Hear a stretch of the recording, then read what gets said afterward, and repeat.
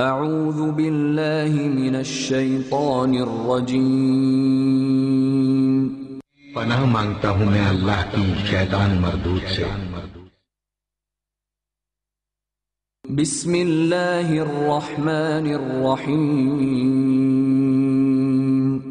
शुरू अल्लाह का नाम लेकर जो बड़ा मेहरबान निहायत रहम वाला है।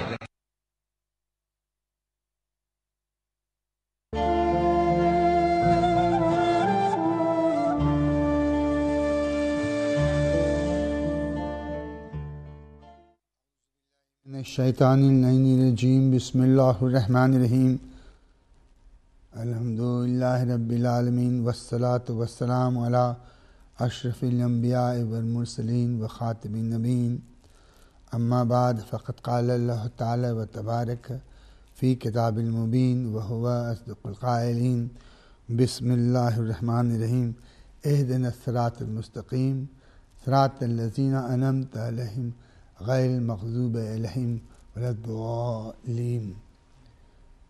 Brothers and sisters watching this program, welcome to the Faith Forum. Today I have with me a young, scholarly, intellectually wise in the Quran and Sunnah and these in our young friend Paul Salahuddin Armstrong. Assalamu alaikum wa rahmatullahi wa barakatuh. Brother Salahuddin, welcome to this program. Parvardigar Alam, Allah subhanahu wa ta'ala says in Surah Al-Hamd, let us take the path of the righteous. Guide us to be on the path of the righteous, and not to the ones who have fallen astray or leading astray, but the one which will lead us into the sirat that is mustaqim, that is right path. Our life in this world, no matter how long we think we may live, 50, 80, 100 years, more than even 100 years, is in the time of the world's time span a very short period of time. In this short period of time, we go through so much of tortuous routes that come by us, which turn to take, which turn to avoid, which path to take, which path to avoid, from a childhood to an adulthood. Even in late in life, there is always great concerns, thoughts, and even doubts in our mind. What shall we do? Then a time comes when we take some of our people, carry them on our shoulder, and put them in a place called the grave. And in that grave, we lay them and we come back, but we start living our usual life, which we should, and we should. But Allah subhanahu wa ta'ala also reminds us, do not forget the dead. Why should Allah subhanahu wa ta'ala in His great wisdom and our great Prophet Hazrat Muhammad Mustafa sallallahu alaihi wasallam remind us that we should not only respect the living, but we should also respect the dead? That's a great $1 million question that I have put to you, Brother Salahuddin. There's great wisdom in it, because none of us who are living today would be here if it wasn't for our ancestors. We are the biological product of our ancestors, and also culturally we inherit the things that our ancestors learned, whether it was in terms of religion, in terms of science, in terms of technology. All of these things we've inherited from our ancestors. And it's only right that we remember where we learn these things from. And of course we, inshallah, add to it and develop these things further and pass them on to our children and our grandchildren and our great-grandchildren. It is a phase that history and humanity keeps going through. A generation is born and a generation is gone. But if we read our great holy book, the Quran itself, it talks so much about the past. In fact, perhaps more than half the Quran is about the past than the present of the Prophet, peace be upon him. From the time of Hazrat Adam alayhi salam right to the present time of the great our Prophet, Hazrat Muhammad Mustafa sallallahu alaihi wasallam. Why does Allah talk about the past so much and reminds us from the time of Adam, Nuh, Ibrahim, Musa, Isa? What is there for us to learn from the past rather than concentrate more on the present? You know, one of the stories that is mentioned in the Quran, which I often refer to when I'm talking to both Muslims and people of the faiths, is the story that's largely related in Surah Al-Baqarah about Hazrat Musa, Prophet Moses, peace be upon him, and his community. And you look how these people were liberated from Egypt, how purely through the grace, power and guidance of Allah subhanahu wa ta'ala, that these people were liberated from a tyrannical Pharaoh.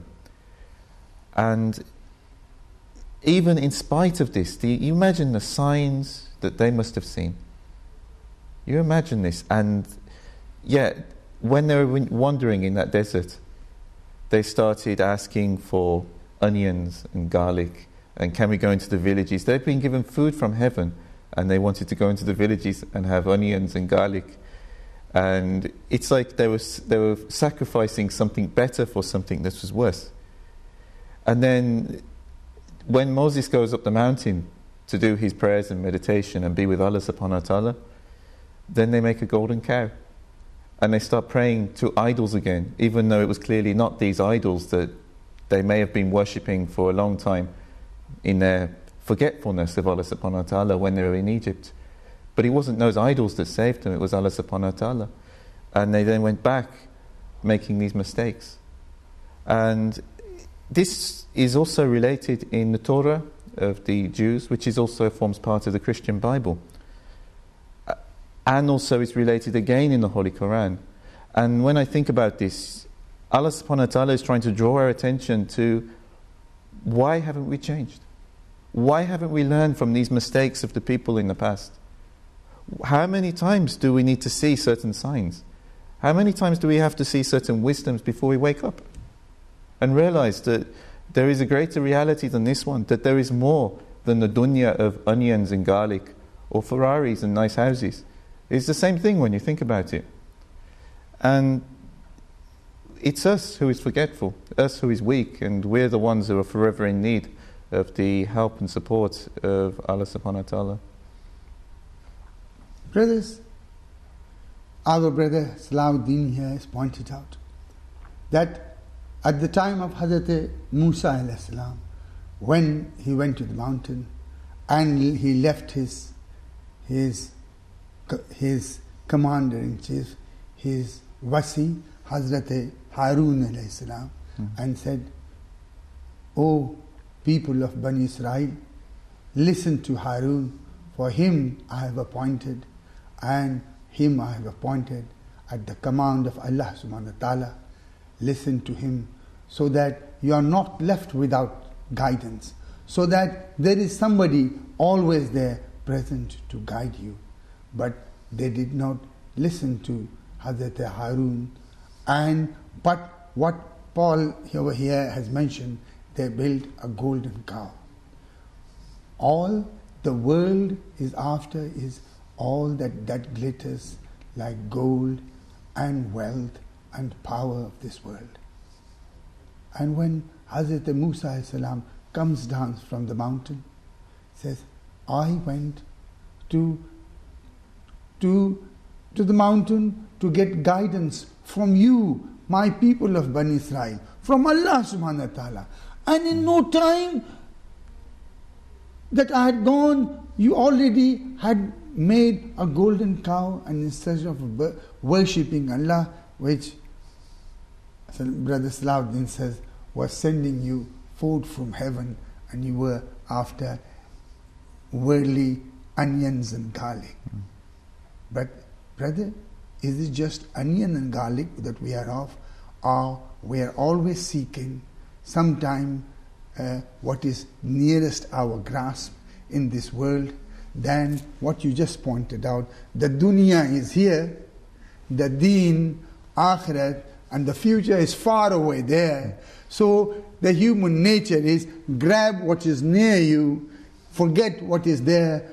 Who knows when it will come, how it will come, how we will get there, what will be there. But the onion and the garlic is there to make what we think our food delicious. Should we not be thinking, yes, it is here, but what is near us may be good, may not be so good, but what is hidden thousands and thousands of fathom deep, or miles away, or in another planet, or in the world that Allah wants us to go to, there is a much better, bigger, more beautiful dunya or akhirat awaiting us. Of course, it's you know, I thank Allah subhanahu wa ta'ala so much. I may be physically short-sighted and need to wear these, but at least in other ways I was given certain insights that I look beyond these things which are close to us in this world and realize that there is more to our existence than just this.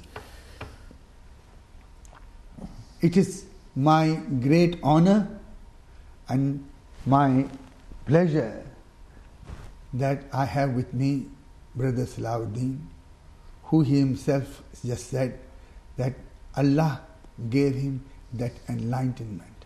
Allah provided him that nur, that candle, that light, that shimmer, that roshni, the brightness of the truth, and the truth is called Islam. And it is the words of Allah's wisdom through our great Prophet Hazrat Muhammad Mustafa Sallallahu Alaihi Wasallam has taught us that there is bigger, brighter, more beautiful dunya of the akhirat awaiting us. And our brother Paul, now Salahuddin, has taken that path, that route. But these paths, this route is never that easy. There are a lot of temptations. There are a lot of hardships. There's a lot of battles to be won and lost. Right? But the ultimate winner, Allah subhanahu wa ta'ala says, is haq, is right. But Brother Salahuddin, it is easy to say, seek haq, seek the truth, seek the right. How difficult and tortuous actually it is, especially in this modern day and age. You know, it's interesting. There's a narration of Jesus, peace be upon him, in the Bible, which also says, seek the truth and the truth will set you free, which is completely in conformity with the Quran's emphasis on truth and haqq. But one of the things that I think people don't realize is that you cannot just take how religion is often presented to us by this or that person, and whatever school of thought they are, and just think that that person is on truth because they're dressed in the particular clothes or something. We have to look deeper than that. We have to look deep within our hearts. We have to read and reflect upon the Holy Quran, upon the Hadith, upon even other scriptures, you know, and if we were of a different religion, it would be of a different scripture. But we have to look deep into these things and see, what is the truth?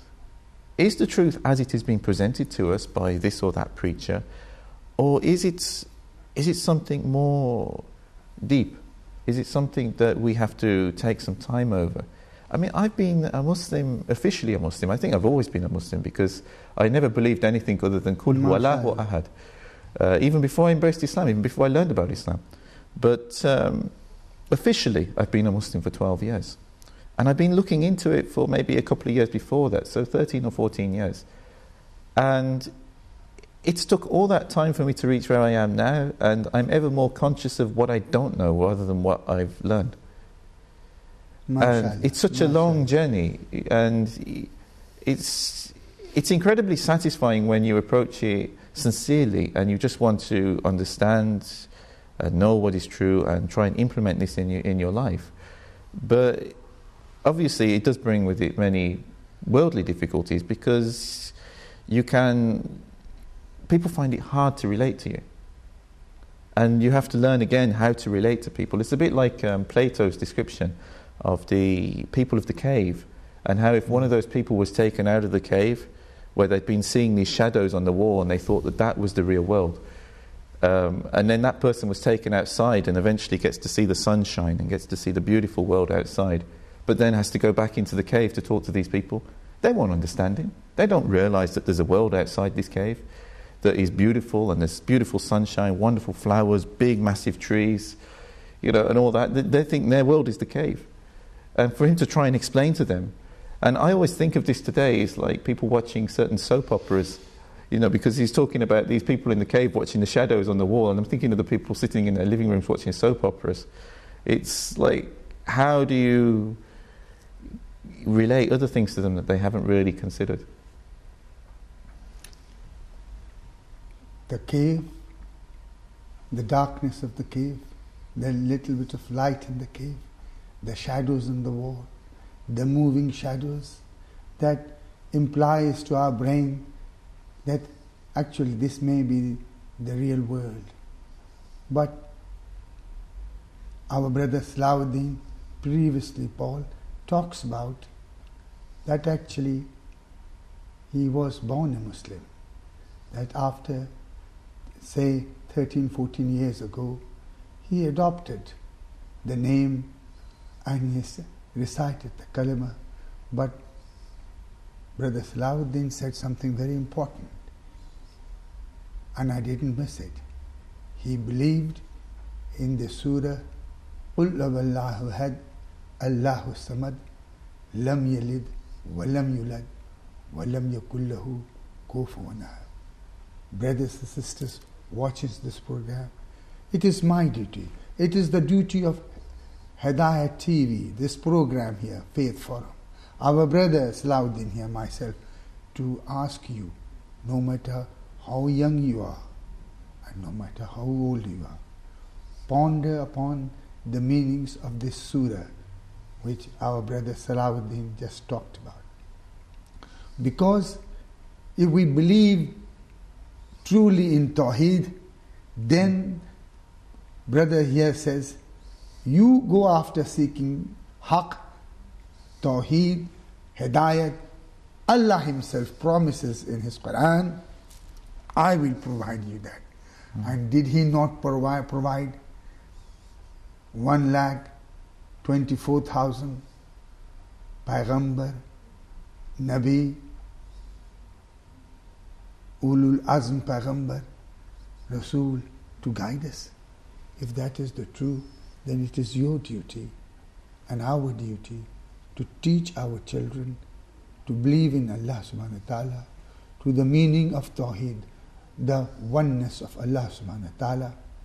And when the mother takes a little child who is just beginning to talk and says that, say, my son, Allah is one, is ek, wahid, right?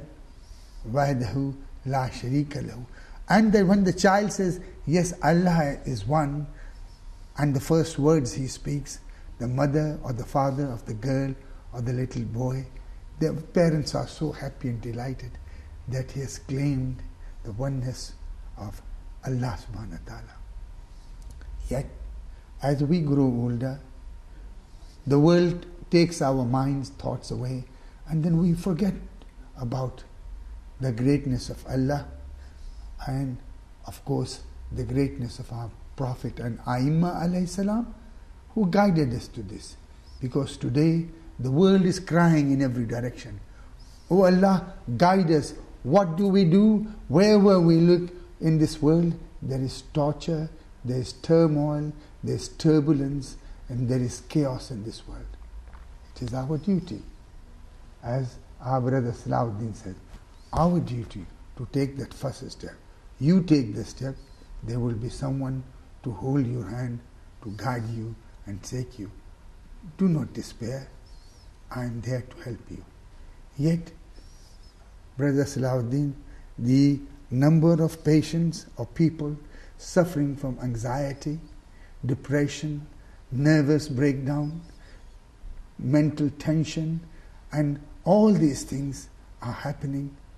Can we not avoid it if we look into the purity of the Quran, the Hadith, and the Sunnah? Yes, we can, but I also think, I was listening to somebody called Muji on a YouTube video yesterday, and this gentleman, I think he come into his way of thinking now, his level of consciousness through basically a type of Hinduism. And yet, if you actually listen to what he was saying, it's pure Tawheed. And I'm thinking, it's amazing, this person, he's come to this understanding. But then when one reflects, one realizes he looked into his heart. He spent all that time with Allah subhanahu wa ta'ala living a very poverty life, very simple, away from all the dunya things. Without looking at these things, he was focusing only on his heart and looking for the truth, the true one, the true self, which of course is Allah subhanahu wa ta'ala. Which shows it's like, this is something that is open to everybody. But how come more people do not find this? And I think a lot of it has to do with the way our cultures today, they don't put that much emphasis on spiritual things. If you look back in the past, many societies, many cultures, even traditional English society, were very spiritual. There was always that element that brought people back to Allah subhanahu wa ta'ala, brought people back to the family, the importance of the family, the importance of the community as an extension of the family, the importance of your country as an extension of the community, and that you preserve and look after these things, you contribute to it, you receive and you contribute, you give and you take. And this kind of approach to things. Whereas now societies tend to be, how can I make a profit? How can I make a quick buck? And it's not that business is wrong. Of course, business is a good thing when it is done in the right way. It helps societies move forward. It helps provide the facilities and things that we need. But if that is our only motivation, what kind of a shallow existence is this? Brother Salahuddin, if sometimes when I talk to the people within inverted comma of the younger generation, they said, yes, I can believe in this body, but it is very difficult to fathom and believe in the word called the soul. Right? Mm-hmm. Or in our language we will talk about the nafs. Mm-hmm. They say, what is this word called the nafs? Right? What is ruh? Right?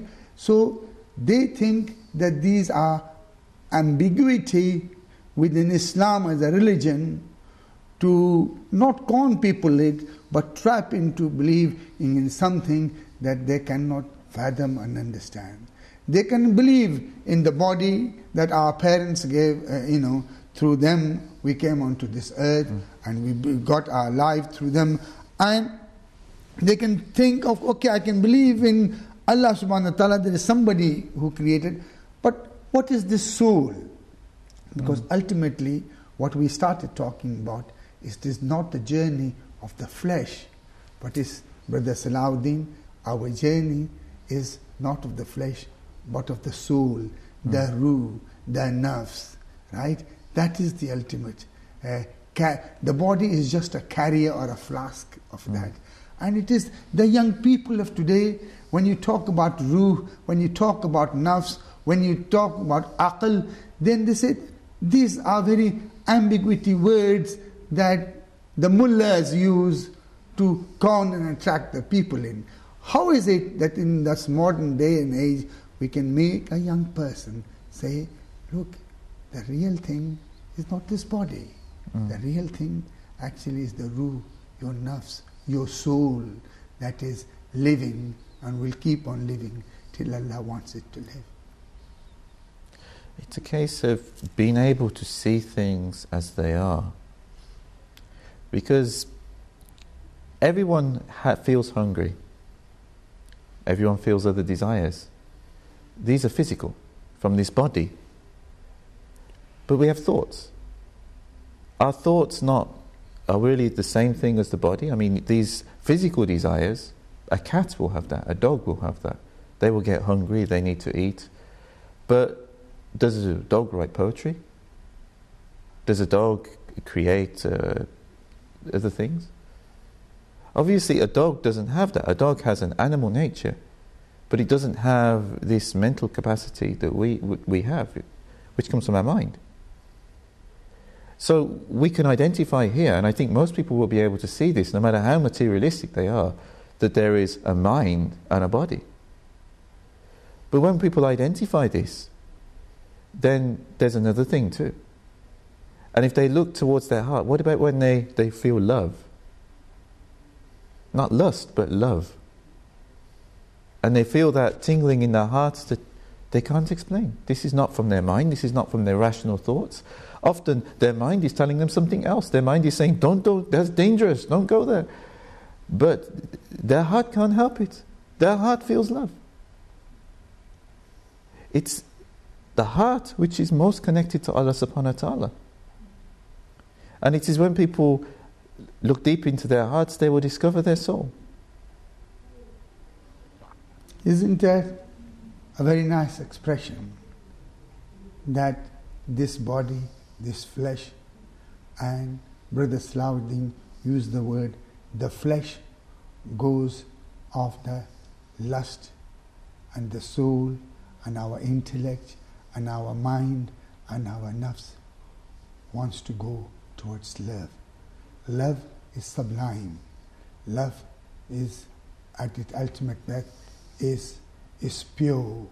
And love, Allah subhanahu wa ta'ala, He is Himself all love. And isn't it interesting to hear from our young brother here talk about the needs of the flesh, as we talked, as brother Salahuddin said, we feel hungry, we feel thirsty, all this. But sometimes,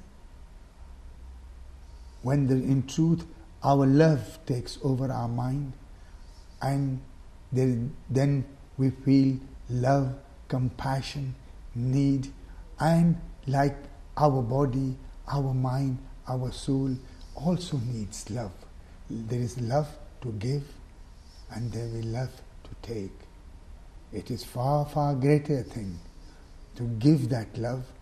If it was not love, then Allah subhanahu wa ta'ala, one day when the disciples, when the Sahaba of our great Prophet, Hazrat Muhammad Mustafa sallallahu alaihi wasallam, came and said, Ya Rasulullah, you have given us this great book of Quran, the message of Allah subhanahu wa ta'ala. You have given us Tawheed. You have given us this deen called Islam. You have given us so much. We would like to give you something in return.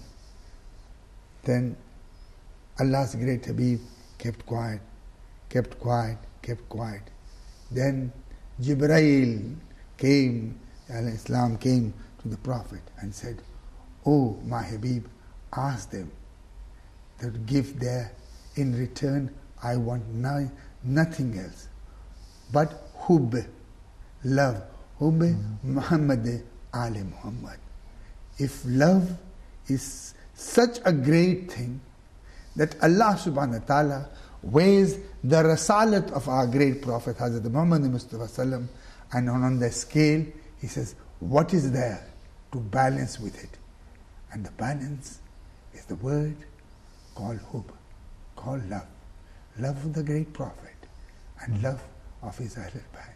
If love is such a very great thing or important aspect in Islam, then what we see in the streets of Peshawar, like yesterday or today, in the streets of Baghdad, in the streets of Damascus, in the lives of Muslims across the world, in majority part of the world, We do not see, Brother Salahuddin, that hub, the sign of love, the sign of compassion, the sign of, with an inverted comma, the Muslim brotherhood. But we see just the opposite. If love was so nice, why aren't we going after that love? But we are going after, as you put it earlier on, the lust of this world rather than love of Allah subhanahu wa ta'ala. $1 million question for you to answer. People are lost. They've lost themselves in material things. It's like people are drowning in an ocean of physical things. And they've lost themselves. And one has to ask the question, what is the value of that?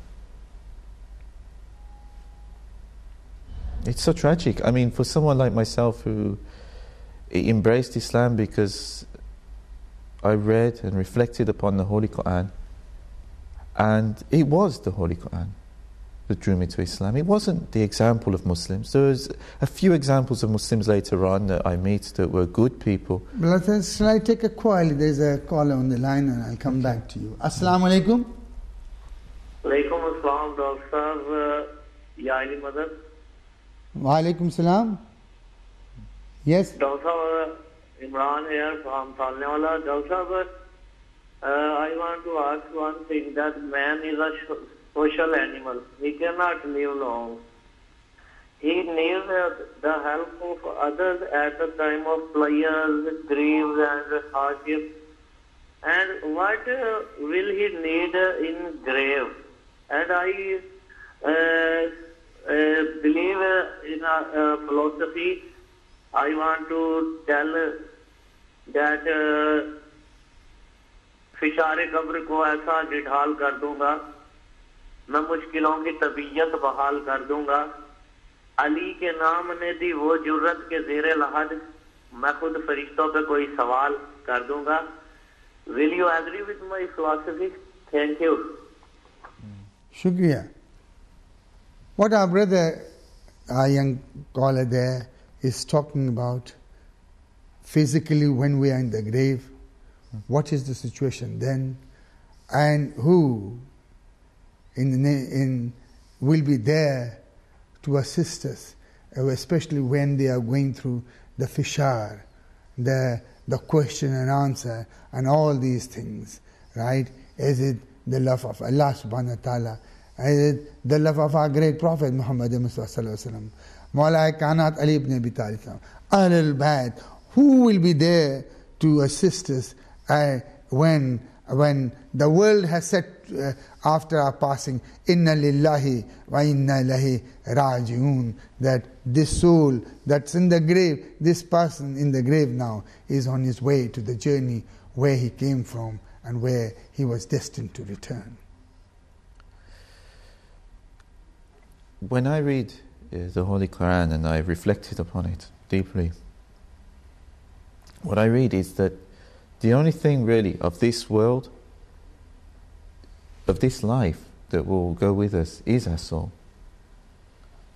My house won't go with us, possessions, friends and other things, that they will go their own journeys.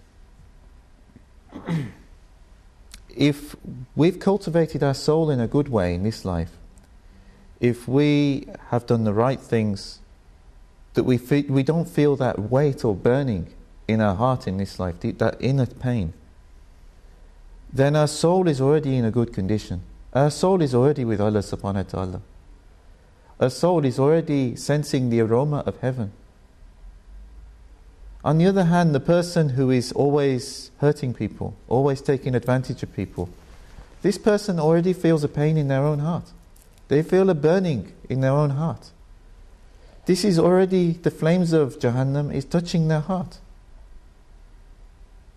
So when a person's body gives up the soul, and the soul carries on its journey, that soul is then in the condition that it was in before it left the body. And if that soul is in a good condition, if that soul was with Allah in this life, that soul will still be with Allah subhanahu wa ta'ala. And Allah will be with that soul, and the soul will be cloaked with the cloak of Rasulullah sallallahu alaihi wasallam and helped along in this journey. And the angels will help that soul. But the soul that did wrong in this life, the soul that was the person who couldn't feel Allah's presence in their heart in this life, because they were so removed from Allah subhanahu wa ta'ala's guidance in this life, that person is already suffering in this life. And when they go into the grave, their body goes into the grave, but their soul is done in a torturous journey, because the soul is lost. The soul doesn't have a clear plan where to go. The soul can't recognize Allah subhanahu wa ta'ala, and the soul is suffering. And we don't know for how long this soul will be suffering. And this is how I understand Jahannam. Jahannam is the absence of being with Allah subhanahu wa ta'ala. And can you imagine such a suffering? No, sure. The young gentleman, brother, who asked the question, who will help and what will help and what will be the condition for Shari Qabrin there. Allow me to tell a little story. There is a great scholar called Sheikh Bahai, who was in Isfahan. Sheikh Bahai used to visit a friend very often, whose house was next door to a grave. Sheikh Bahai, almost on a daily basis, and his friend used to visit the graveyard and pray. So this friend of Sheikh Bahai says to, one day, he's in very in tension, right, anxious, and Sheikh Bahai asks him, what happened? Why are you so worked up about? He says to Sheikh Bahai, you know the grave next door, I go there every day and I pray for the soul in the grave there, that one day I went there and I was saying my prayer, then I got a very nauseating smell, right, very filthy smell. Then I looked round, I couldn't find anyone. Then I saw a young person walk into the graveyard, beautifully dressed, and he went straight to a fresh grave that was there. Then beautiful smell started coming in. And I looked round and I saw that man in nice, beautiful white dress just disappear. But there was only one entrance to the graveyard. Then after a little while, I saw a dog come into the graveyard, and the dog went into right next to that fresh grave. Then I heard very bad smell coming out. Then I started praying, and then I saw the dog disappear. And I looked round, there was nobody there. Then he tells Sheikh Bahai that after a little while, I saw the man come out from nowhere, right? And all his beautiful dress was torn into pieces, right? His face was all of filth and blood and scratches all over the way. Then I asked him, what happened? As the gentleman who just asked the question, brother, about Fishari Qabr. So this person, Sheikh Bahai's friend, goes to that person. He says, I saw you coming, I saw you disappear, you were beautifully dressed, now your dress is all torn and full of blood all over the place. What happened to you? He says, I and the dog are the good and the bad deeds of the person who was buried in the grave. And there was a fight inside there. And I lost, and I have been thrown out, and the bad deeds of the person will be far greater in number, far heavier in weight. That will go and have been thrown out. Then Sheikh Bahai tells the person, this is how we are. When we do not take every day, every night when we go to sleep, we should take a stock, like a businessman or a shopkeeper takes a stock every night. What are the good deeds I have done today? And what are the things that I must be sorry about and repent and ask Allah's forgiveness? And if we don't take the stock, then in the grave, at the time of Fishari Qabr, the stock will be taken. And those who have got the faith And the belief, as the caller was saying, those who believe in Mawla Mushkil Kusha alayhi Islam, he will be there, the Aimma will be there, the prophets will be there, and you say the angels will be there. Don't worry. Don't you realize your stock of good deeds are that deep and high and heavy in weight, and okay, you are not an angel many a time, but your penance, your sadaqah, your fitra, your zakat, your khums, your ibadat, your salat, your roza, your hajj, they all overweigh the evil deed or the bad deeds you do. So that is the story for the gentleman, that it is our duty and our brothers and sisters to listen, that take a stock every night, as a shopkeeper does before he brings the shutters down, so that when our life's shutter is down, we know what the stock is. And if that is the lesson of the story, that in today's time, only yesterday, a bomb was planted in Peshawar when the funeral of a woman was taking place, right? They were saying the prayers, the salat of the burial time, right? And then the bomb went off. They hadn't even buried the dead. Yet, at that point, there were more than 50 people who were killed, right? And this is what Islam is against. This is what Islam says us to avoid. This is the teaching of Islam, that as she, the woman who was to be buried, will go to the grave, do you think you will not go to grave? You will not be put in the grave? Do you think that the zaiqa, the taste of that, you will not taste? Yes, you will. But if we look into this Muslim world, where are the leaders of the ummah? Where are the leaders and the scholars of Islam? Why are we not reciting, as we said, if we all recited Qul huwallahu ahad every day, Surah Qul, and recited and understood its meaning, then we would not be having guns and bullets in our hands, but flowers and love. Assalamu alaikum.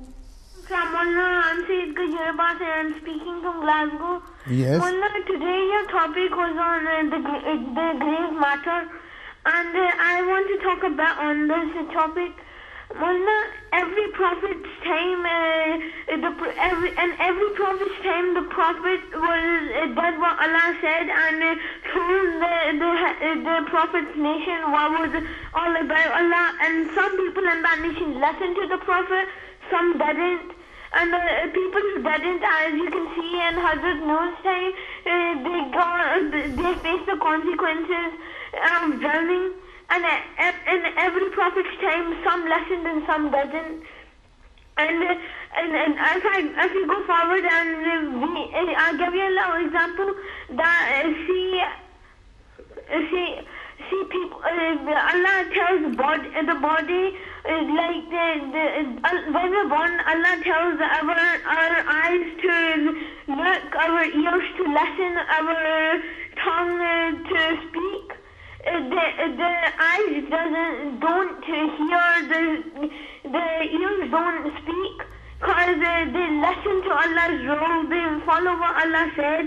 And see the people who don't listen to what Allah said, and like Saddam, who doesn't listen to Allah, and Shairan, who doesn't listen to what Allah said. And if we look back in time, we can see Muawiyah and Yazid, who doesn't listen to what Allah said, and they face the consequences on earth. And every prophet, and like this, every single time, there's a nation that listens, they face the consequences.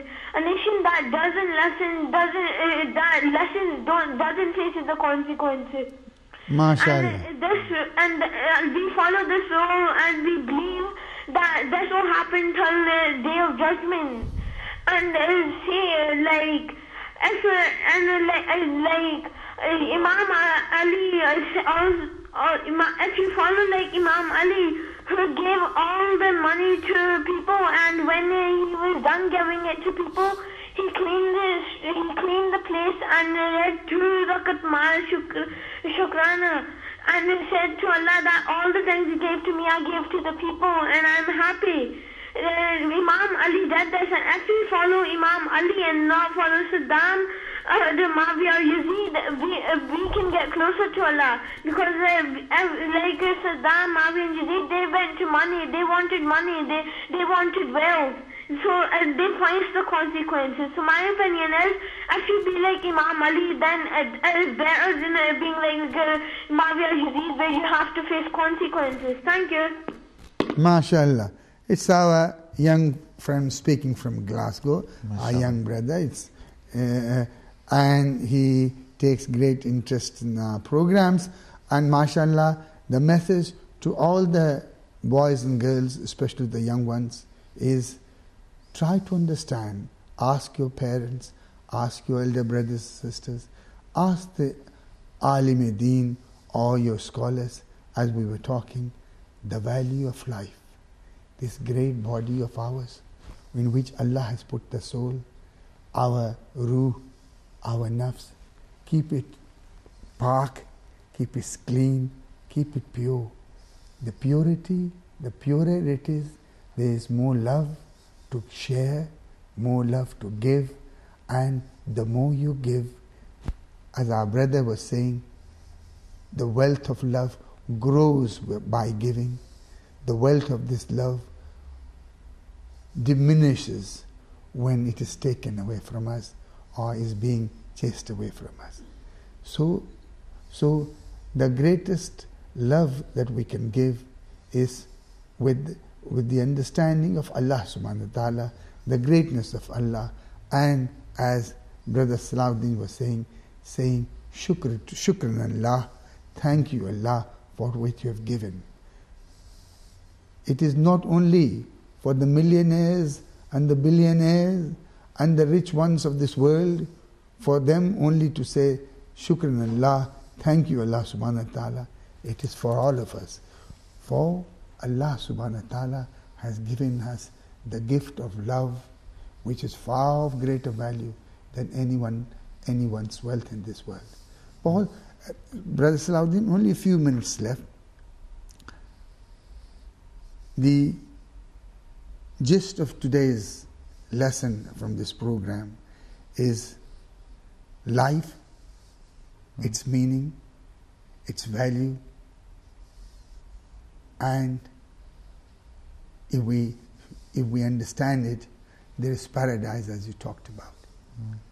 What is it that you would like to convey to the people today, that in this modern day and age, especially I talked about what happened at the funeral in Peshawar, is not only to respect the dead, respect the living, but our duty is to respect the dead, because they too are on a big journey, the most important journey of us, our creation by Allah subhanahu wa ta'ala. One thing I think everybody should take away with them today is, there's a saying of Prophet Muhammad sallallahu alaihi wasallam that you should desire for your brother or sister that which you desire for yourself. MashaAllah. And this was also said, it's related in the Bible as well. Jesus said to love thy neighbor as thyself. It's the same. It's the same message. It's called the Golden Rule, and you'll find it is found in absolutely every single religion. Phrased slightly differently perhaps, but it's there. And if people have this consciousness of Allah subhanahu wa ta'ala, and have the consciousness of what they like, how do they like to be treated? What would they like from other people? And if they reflect upon that, and then treat others in the same way that they would like to be treated. Nobody wants to be killed. Nobody wants to be treated badly. Everybody wants to be loved. If we have that consciousness and take that with us, wherever we go, everywhere we go in our lives, and treat people how we would like to be treated, there would be no evil in this world. It is as simple as that. It may be as simple as that, provided we understand the value. It may be simple as that because Allah made it simple for us to understand. It is we, from our incapacity of patience and understanding that simple thing of this life, we do not understand. When we bury the dead, we say, or hear of his death, we say, Inna lillahi wa inna ilaihi raji'un. And from that time, the real journey of the living dead, of the living soul begins. It is for that journey, prepare your rucksack, put all the essentials in there. Because when you're buried 6 feet under the ground, you cannot take anything but only your amal, your amal, your ibadat, your tawbah, your shukr, the thanks to Allah subhanahu wa ta'ala, the praise and worship of Allah subhanahu wa ta'ala, and above all, what Allah asked His Prophet, peace be upon him, to ask for the value of his risalat is Muhubbe Muhammad Ali Muhammad, the love of Prophet and his Ahlul Bayt. And in the grave, when we are there, then when it is said, when the angels come, right, and the good and the bad one, and when we have done good deeds, then the angel says, do not despair. I haven't come to frighten you. Look in the front. Look who is there. Then we will be able to see. If we can't see it today, then we will be able to see our great Prophet Hazrat Muhammad Mustafa sallallahu alaihi wasallam and his Ahlul Bayt standing and smiling, saying, come to us, because we will take you. We will do your shafa'at. We will take you to the place called Jannah, where in the paradise, the fragrance of paradise, the beauty and purity of paradise, the life thereafter will be a reward for what you went through in this world. You had pain to suffer, yet you said, thanks Allah, shukran Allah. You were ill, yet you had not lost faith in Allah subhanahu wa ta'ala. You prayed to pray to the Allah whom you could not see. You believed in your nafs, your soul, your ruh, which you could not touch. You loved your parents and your brothers and sisters and neighbors, because Allah said, love thy neighbor, as our brother Salahuddin said, I love thy neighbor as yourself. You had food, but you shared with the hungry. You had beautiful clothes and things, but you shared with the needy. You had beautiful houses and everything, but you did not hesitate to provide shelter to someone else. You had lots to eat and drink, but you did not hesitate to help somebody quench his or her thirst. It is the thirst of Allah's ibadat that we should have.